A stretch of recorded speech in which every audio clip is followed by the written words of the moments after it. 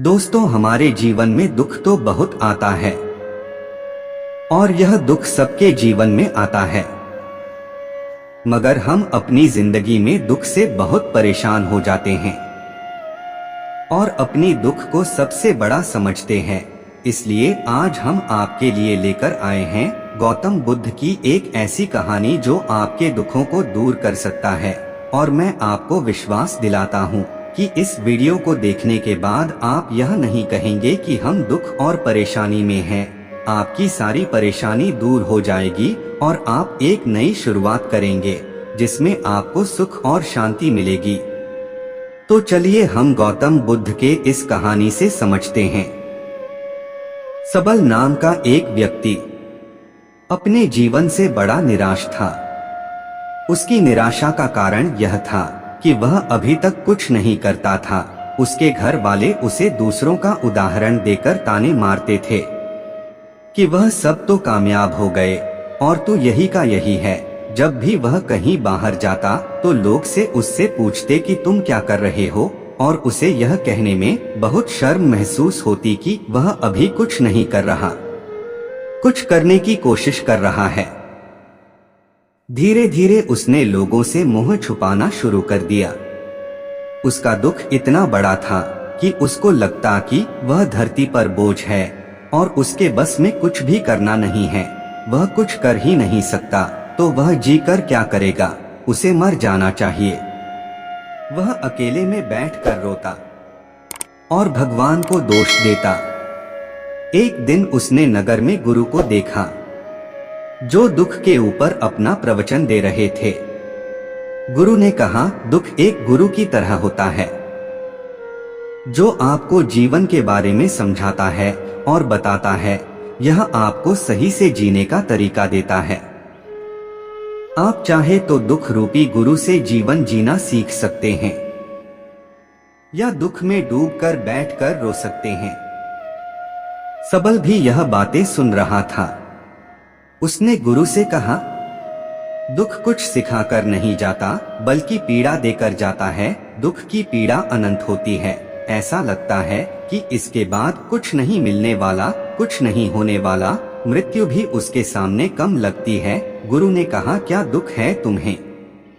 सबल ने अपनी सारी परेशानी गुरु को बताई और कहा, क्या मेरे दुख का आपके पास कोई समाधान है?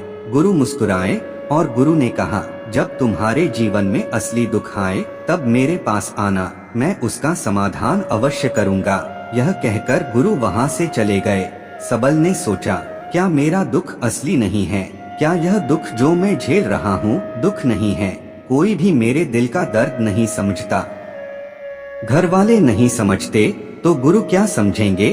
अपने दुखों से परेशान होकर सबल ने एक निर्णय लिया कि वह कुछ करके दिखाएगा। उसने एक छोटा सा व्यापार आरंभ किया। उसे उसके व्यापार में सफलता नहीं मिल रही थी, पर उसके घर वाले बहुत खुश थे कि वह कुछ तो प्रयास कर रहा है। धीरे धीरे उसे सफलता मिलने लगी और फिर उसने रफ्तार पकड़ ली। वह 2 वर्ष के भीतर ही एक बड़ा व्यापारी बन गया।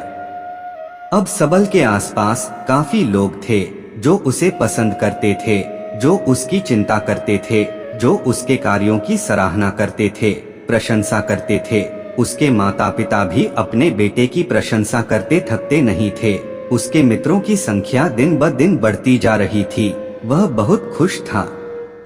अपनी जिंदगी में पड़ोस के कुछ मित्रों ने उसे समझाया कि जब वह बड़ा व्यापारी बनकर इतना सुखी रह सकता है तो सोचो, अगर तुम इस नगर के, इस राज्य के सबसे बड़े व्यापारी हो जाओ तो कितना सुख होगा तुम्हारे पास, कितने लोग तुमसे जुड़ेंगे, कितना यश तुम्हारा फैल जाएगा। स्वयं राजा भी तुम्हारी तारीफ करेंगे और जरूरत पड़ने पर तुमसे ही धन उधार लेंगे। यह बात सबल के मन में बैठ गई और अब वह और अधिक प्रयास करने लगा। लेकिन यह सब कुछ उसे बहुत जल्दी चाहिए था। ज्यादा समय इसमें वह बर्बाद नहीं करना चाहता था। इसलिए उसने ऐसे कार्य किए जो उचित नहीं थी। उसने बहुत बड़ी मात्रा में धन उधार लिया, अपने मित्रों से लिया। ज्यादा मुनाफा कमाने के चक्कर में अपने माल की गुणवत्ता खराब कर दी। उसके मित्र उसे जैसा समझाते गए वह वैसा करता गया। दूसरे व्यापारियों के खिलाफ षड्यंत्र भी रचे। अब उसके जीवन का सुकून कहीं चला गया था। उसे रातों को नींद नहीं आती थी। वह हमेशा कुछ उधेड़बुन में लगा रहता था। सुख साधन की सारी वस्तुएं होने के बाद भी उसे किसी में सुख नहीं मिल रहा था। एक दिन सबल अपने रथ में बैठकर एक मार्ग से जा रहा था। रास्ते में उसने गुरु का आश्रम देखा। वह गुरु के पास पहुंचा और कहा, गुरुदेव, आपने कहा था कि असली दुख हो तो मेरे पास आना। मेरे जीवन में बहुत दुख है, मैं रात को सो नहीं पाता। सबल गुरु को अपनी सारी बात बताई। गुरु ने कहा, जब तुम पहली बार मिले थे तब भी तुम किसी दुख में थे। उस दुख से तुमने क्या सीखा? सबल ने कहा, मैंने सीखा कि केवल सोचने मात्र से कुछ नहीं होता। अपनी सोच को साकार करने के लिए कर्म करना पड़ता है और केवल कर्म करने से कुछ नहीं होता। कर्म को अंतिम पड़ाव तक ले जाना आवश्यक होता है।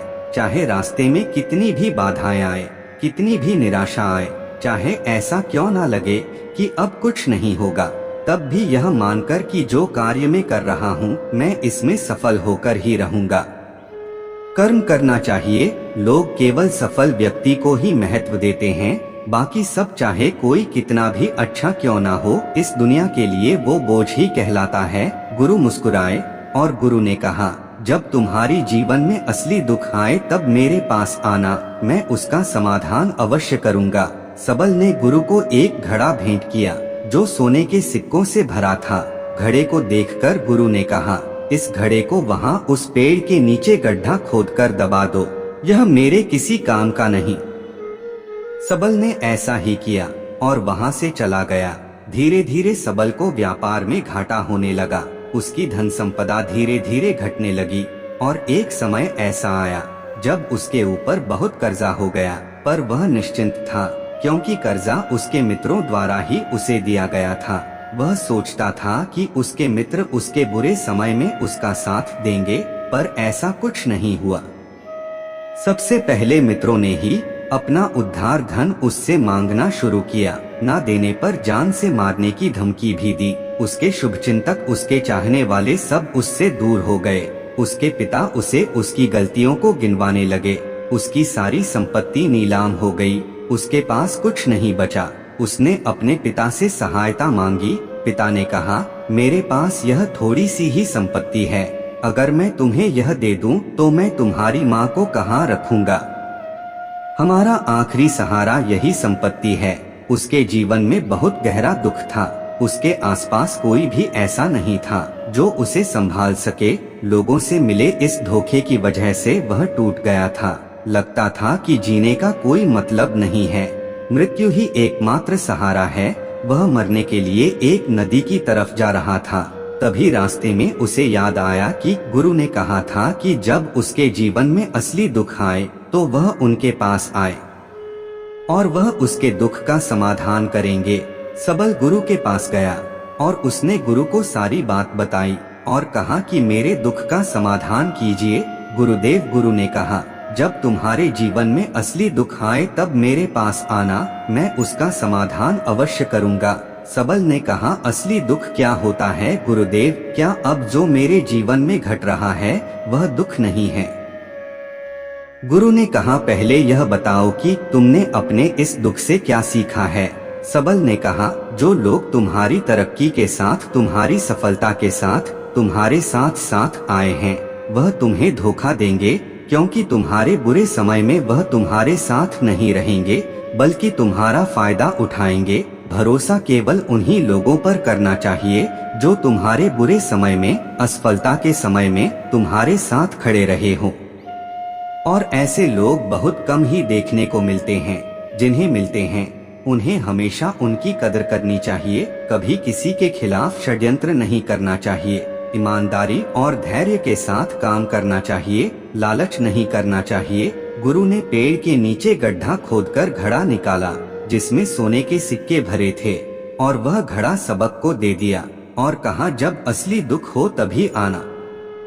सबल ने गुरु को प्रणाम किया, धन्यवाद दिया और वह घड़ा लेकर चला गया। उस धन से उसने दोबारा व्यापार शुरू किया और अब वह छोटा सा व्यापारी बनकर भी खुश था।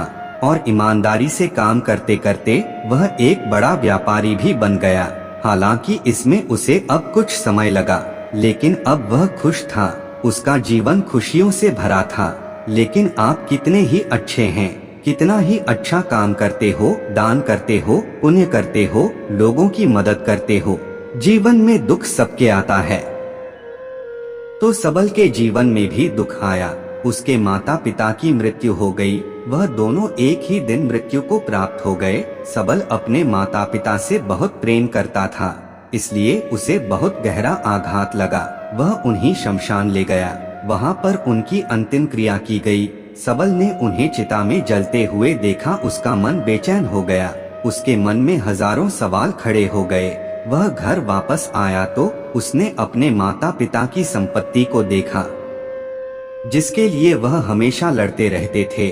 आज वह लावारिस पड़ी थी। उसकी देखरेख करने वाले, उसके लिए लड़ने वाले चले गए थे। उसके पिता ने जो भी इकट्ठा किया था सब यही रखा था। एक दिन पहले तक भी वह अपनी संपत्ति के लिए किसी से भी लड़ने के लिए तैयार थे, पर आज नहीं। उसका मन बहुत बेचैन हो रहा था। लग रहा था जैसे कुछ खाली है, कुछ अकेलापन है, कुछ डर है, कुछ है जो समझ नहीं आ रहा। इसलिए वह गुरु के पास पहुंचा। गुरु ने सबल को देखते ही कहा, क्या कोई दुख है? सबल ने कहा, जीवन में वैसे तो कोई दुख नहीं है गुरुदेव, सब ठीक है, सब सुख है, पर आज मेरे माता पिता की मृत्यु हो गई और मेरा मन बहुत दुखी है। गुरु ने कहा, इसमें दुखी होने वाली क्या बात है? एक दिन सबके प्रियजनों को मर जाना है। जीवित तो यहाँ कोई ना रहा और ना कोई रहेगा। तुम भी एक दिन मर जाओगे। हो सकता है कल, या कहो आज, या कहो तो अभी तुम मर सकते हो। सबल ने कहा, गुरुदेव आप यह क्या कह रहे हैं? मैं भी मर जाऊंगा, पर अभी तो मैं जवान हूँ। गुरु ने कहा, इस प्यारे से भ्रम में तो सब जीते हैं कि मृत्यु बूढ़ों को आती है, जबकि उनके सामने ही जवान मर जाते हैं, बच्चे मर जाते हैं। मृत्यु का किसी की उम्र से कोई लेना देना नहीं है। गुरु के मुख से यह बातें सुनकर सबल वहाँ से चुपचाप चला गया, पर उसका मन जैसे बेचैन हो गया था। वह कुछ खालीपन सा महसूस कर रहा था।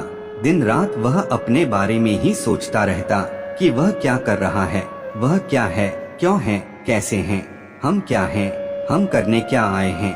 क्या बस चीजों का उपभोग करना है और मर जाना है? उसे कोई जवाब नहीं मिल रहा था और उसका दुख बढ़ता ही जा रहा था।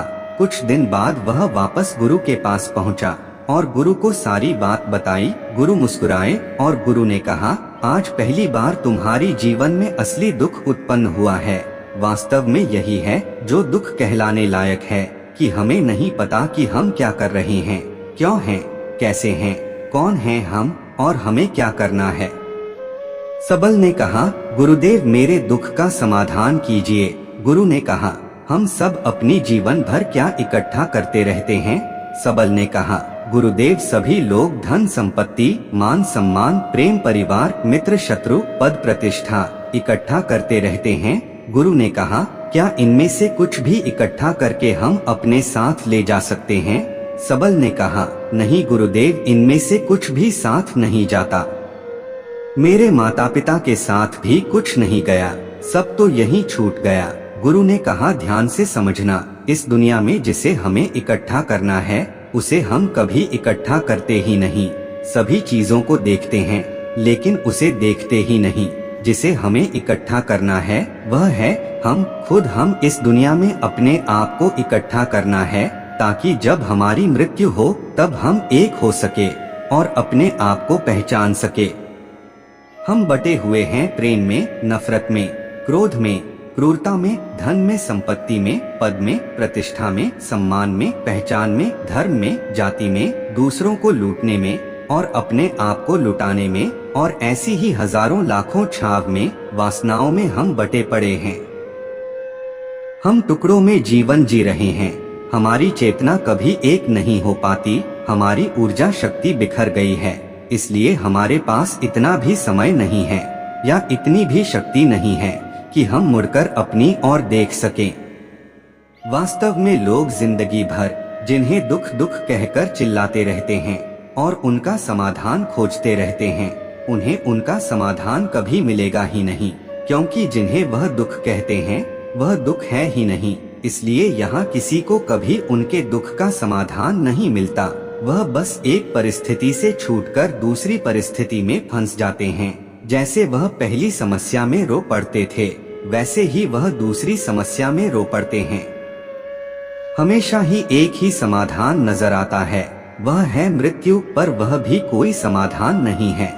इसलिए इन सब का अगर परम समाधान चाहिए तो अपने आप को इकट्ठा करो, अपनी ऊर्जा को इस संसार से वापस खींचो, उसे एकत्रित करो, अपने ऊपर ध्यान दो, अपने पर ध्यान लगाओ। मृत्यु से पहले अपने आप को पहचान लो, ऐसे ही बिखरे हुए मत चले जाना। सबल ने कहा, तो क्या गुरुदेव हमें यह संसार छोड़ देना चाहिए, अपनी इच्छाओं को मार देना चाहिए, धन संपत्ति इकट्ठा नहीं करनी चाहिए, क्या हमें यहाँ किसी से प्रेम भी नहीं करना चाहिए? गुरु ने कहा, तुमसे इच्छाएं, कामनाएं और वासना ऐसी ही निकलती है जैसे पहाड़ से कोई पत्थर गिर रहा हो, जिस पर पहाड़ का कोई नियंत्रण नहीं है, सिवाय देखने के और परेशान होने के और कुछ खोने के। जब तुम एकत्रित हो जाते हो तब जो भी तुम करते हो सब नियंत्रण में रहता है, तब इच्छाएं भी तुम्हारी इच्छा से निकलती है। सबल ने कहा, गुरुदेव आपने मेरे सच्चे दुख का निवारण कर दिया है, आपका बहुत धन्यवाद। अब मैं अपने आप को एकत्रित करूंगा। गुरुदेव, मानव शरीर में बहुत ऊर्जा है, बहुत शक्ति है, पर यह बेकार की चीजों में बटकर रह गई है, व्यर्थ की चीजों में लगी रहती है। यह ऐसे ही है जैसे एक शक्तिशाली मशीन किसी बच्चे के हाथ में दे दी गई हो। जैसे आपने कभी देखा होगा, बच्चे कभी कभी बाइक पर या कार में बैठकर उसे चलाने का नाटक करते हैं,